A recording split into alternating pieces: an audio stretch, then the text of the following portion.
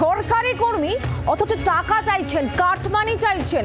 বাংলার বাড়ি যে যোজনা, সেই যোজনায় একজন গরিব অভিযোগকারিনী তিনি অভিযোগ করছেন তাকে বাংলার বাড়ির জন্য যে প্রাপ্য তার, সেই প্রাপ্য পেতে টাকা দেওয়া হচ্ছে এবং অডিও ইতিমধ্যেই ভাইরাল হয়েছে। কোথাকার ঘটনা? মালদার বিজেপি পরিচালিত মথুরাপুর পঞ্চায়েতের দুই সরকারি কর্মীর বিরুদ্ধে এমনই গুরুতর অভিযোগ উঠছে। কাটমানি চাওয়ার অডিও ইতিমধ্যেই ভাইরাল হয়ে গিয়েছে। ভাইরাল অডিও এবার আপনাদের জন্য রাখবো।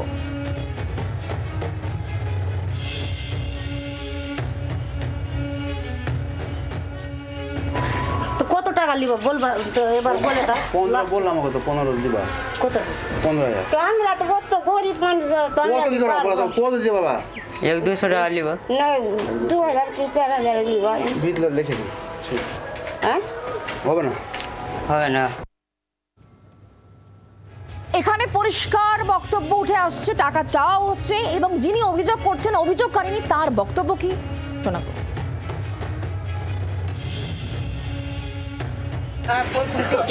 কত টাকা? টাকা ঢুকে গেছে? কাজ করিয়েছো বাড়িতে? হ্যাঁ বাড়িতে কাজ করে টাকা পেয়ে ওরা বলছে কি কাজ তাড়াতাড়ি করাবো, তো ওই তাড়াতাড়ি কাজ করালাম। প্রথম কিস্তি যে টাকা পেয়েছিলেন সম্পূর্ণ বাড়িতে খরচ করে দিয়েছেন ঘর তৈরি করতে? আর ওই টিন করে কোনো মতন আমি এই করে খাওয়া করেছি পুরাতন টিন দিয়ে। নতুন টিন চাপিয়েছেন? হ্যাঁ। কারা এসেছিল আপনার বাড়িতে? ওটা ওরা বলতে চাইছে কি আমরা ব্লকের আছি। কি বলছিল এসে? এসে বলছে 20000 টাকা টিভিতে ছবি করবো, না হলে আর কোনো টাকা ঢুকাবা যাবে না। মানে দ্বিতীয় কিস্তির টাকা ঢুকবে না? না, মানে টাকা দিলে তবে দ্বিতীয় কিস্তি ঢুকবে? ওদেরকে আমি বললাম কি আমার কাছে কোনো টাকা পয়সা নাই, তুমি টাকা ঢুকাও তো আমি দিব। বলছে যে না আগে টাকা দিতে হবে। একটা ভিডিও আছে, ভিডিওটাতে কার কার গলা আছে? ওটা কি ওরাই যারা এসেছিল তাদেরই গলা? এটা মোবাইলে যে রেকর্ডিং আছে ওরা ওদের হবে। ওরা বলছে আপনাদের কাছে এসে? হ্যাঁ। আপনারা রেকর্ডিং করেছিলেন আজকে? হ্যাঁ। ফোনে রেকর্ডিং করেছিলেন? হ্যাঁ। আচ্ছা। মালদা থেকে উঠে আসছে এই চাঞ্চল্যকর অভিযোগ। আর কথা বলে নেব এই বিষয় নিয়ে রণজয়ের সঙ্গে। রণজয় আমাদের প্রতিনিধি রয়েছেন আমাদের সঙ্গে সরাসরি। রণজয়, সরকারি প্রকল্পের টাকা সেটা পেতে গেলে সরকারি কর্মীকেই কাটমানি দিতে হবে, এমনই চাঞ্চল্যকর অভিযোগ উঠেছে। আমরা শুনছিলাম অডিও, কি খবর এখনো পর্যন্ত রয়েছে তোমার কাছে?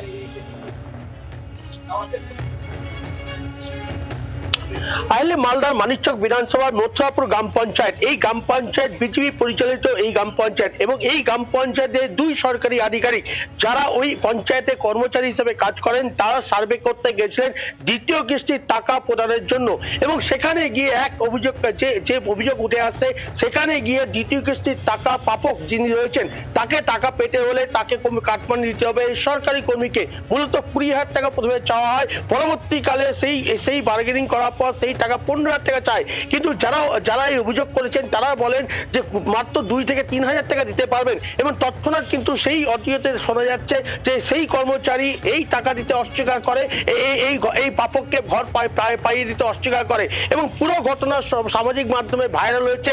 এই ঘটনার জন্য লিখিত অভিযোগ করা হয়েছে ব্লক প্রশাসন আধিকারিককে এবং জেলার মুখ্য যে শাসক যিনি রয়েছেন নিতিন সিংহনিয়া, তিনিও বিষয়টি জানেন। কিন্তু এখনো পর্যন্ত এই দুই সরকারি কর্মচারীর বিরুদ্ধে কোন রকম ব্যবস্থা নেওয়া হয়নি, আইনি কোনো ব্যবস্থা নেওয়া হয়নি এবং এই সরকারি কর্মীকে কোনো সংকোচ করা হয়নি। ফলে প্রশ্ন উঠতে শুরু করেছে সরকারি কর্মীদের মধ্যে একাংশ কি এই ঘটনার সঙ্গে জড়িত। যদিও এই বিষয় নিয়ে জেলার যারা আধিকারিক রয়েছেন তারা মুখ খোলেননি, পুরো বিষয়টি নিয়ে তদন্ত শুরু করা হয়েছে। তবে জেলা জুড়ে কিন্তু যে কাটমানির যে অভিযোগ বিভিন্ন সময় দেখা গেছে পঞ্চায়েতের যারা প্রধান হন এবং পঞ্চায়েতের যারা সদস্য হন তারা বাড়ি বাড়ি গিয়ে কাটমানি নেওয়ার অভিযোগ ওঠে। কিন্তু এক্ষেত্রে দেখা গেল সরকারি কর্মী যিনি সার্ভের সঙ্গে যুক্ত আছেন, সরকারি বাংলা আবাস যোজনার যে সার্ভে প্রক্রিয়া চলছে সেই প্রক্রিয়ার সঙ্গে যুক্ত আছেন সেই সরকারি কর্মী কিন্তু এই টাকা চাইলেন এবং সেই টাকা কাটমানি চাইলেন এবং পুরো ঘটনা ঘিরে কিন্তু প্রশাসনিক মহলে ব্যাপক চাঞ্চল্য সৃষ্টি হয়েছে। আইলি একেবারে রণজয়, তুমি নজর রাখো পরিস্থিতির দিকে। আপাতত ধন্যবাদ। রণজয় সিংহ আমাদের প্রতিনিধি ছিলেন সরাসরি আমাদের সঙ্গে। আর এবার আপনাদেরকে শোনাবো যারা অভিযোগ করছেন, যিনি অভিযোগ করছেন এবং যাদের বিরুদ্ধে অভিযোগ উঠছে তারা ঠিক কি বলছেন, তাদের বক্তব্য।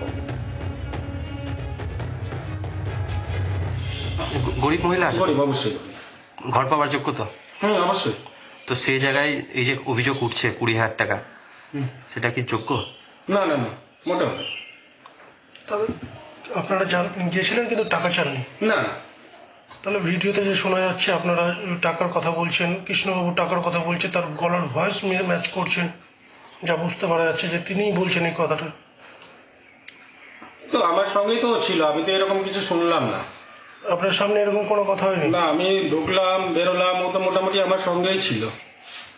20,000 টাকা প্রথমে দাবি করা হয়েছিল, পরে আপনারা নেমে 15,000-এ আসলেন, এটা ওরা বলছে। ওরা 2-3 হাজার টাকা বললো যে নিয়ে নেন, ঝামেলা মারেন, এরকম কথা উঠলো। না না, সব ভিত্তি এরকম তো আমার কিছু বলেনি।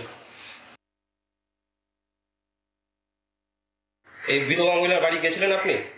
আমার মনে হয় 10-12 দিন আগে গেছিলাম। 20,000 টাকা দাবি করেছেন? না, টাকা কথা বলিনি। কি বলেছিলেন? গেছিলেন তো? আমি জেনে গেছিলাম, আমি তো জানি না। গেছিলেন বললেন তো 10-12 দিন আগে। কি কথা হয়েছিল? ছিলাম আমি জানি না। কি কথা হচ্ছিল, কি কারণে গেছিলেন একটু বলেন ওটা। কারণটা আমি জানি না, বলতে পারি না। কে গেছিল তাহলে? আপনার সঙ্গে কে গেছিল? আমার সঙ্গে বাড়িতে যাবো, আমি জিপি কর্মী। টাকা চেয়েছেন কি? না, টাকা চাননি? আপনি জাননি ওই এলাকায়? ওই এলাকা আমি একটা দিয়ে আসবো তখন না। আপনি কি গেছিলেন? মহিলাটার বাড়ি গেছিলেন? মহিলাটার বাড়ি যাননি? গেছিলেন? আটকে যায়নি। জাননি কোথাও? ওখানে লোকজন দেখেছে, আপনি ওর বাড়ি যাননি? লোকজন দেখবে, আমি গেলে তো আমি তো নাই ওতে। আপনি জাননি? না, আমি তো নাই ওতে। আপনি যুক্ত নাই? তাহলে কে সেক্রেটারি গেছিল? আমি বলতে পারবো সেটা, এখন তো বুঝতে নাই ইও গেল কোথায়, আমি বলতে পারবো। আমরা 25টা জিপি কর্মী। বাংলার আওয়াজ, বাঙালির আবেগ, জি 24 ঘন্টা।